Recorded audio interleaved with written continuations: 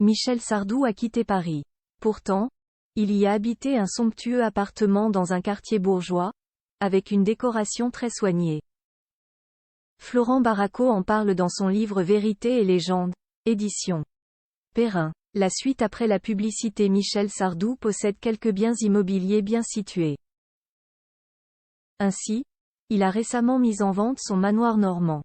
Il expliquait également à Paris Match avoir trouvé avec sa femme Anne-Marie, une immense maison à Bormes-les-Mimosas où il compte s'installer après sa tournée événement. Un départ de la capitale française, car comme il le fait savoir, il ne s'y reconnaît plus. Pourtant, parisien de naissance, le chanteur y a vécu de nombreuses années. Dans le livre Vérité et légende, accent aigu. Perrin, Florent Baraco, revient notamment sur son appartement dans un quartier bourgeois, une tanière à la décoration soignée. Le père de 2 fils, Romain et Davy, et 2 filles, Cynthia et Sandrine, a reçu le journaliste du Figaro. Fr chez lui le 16 juin 2019. Dans le 16e arrondissement de Paris, quartier chic de l'ouest de la capitale, il entre alors dans sa tanière, décorée avec soin et sobriété. Il y découvre un immense tableau d'Our, le même que celui en couverture de sa vraie fausse autobiographie. Un dialogue avec sa mère orne le mur du salon. Michel Sardou, qui s'est alors retiré de la scène, il y reviendra en 2023 est assis à une table, faisant face à une imposante bibliothèque.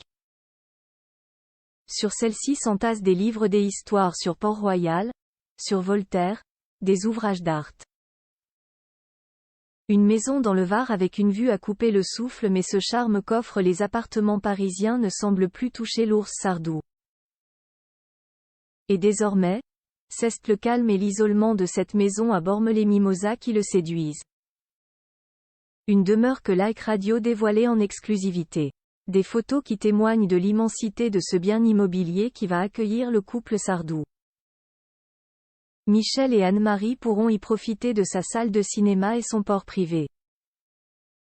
La superbe villa aux murs de pierre a l'air de donner sur une vue à couper le souffle, au-dessus des plages de sable fin et des falaises escarpées.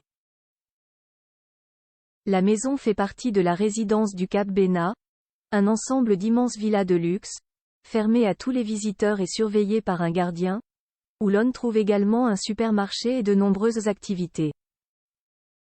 Luc Besson posséderait une maison depuis plusieurs années, et devrait donc être prochainement l'une des voisins de l'interprète des lacs du Connemara.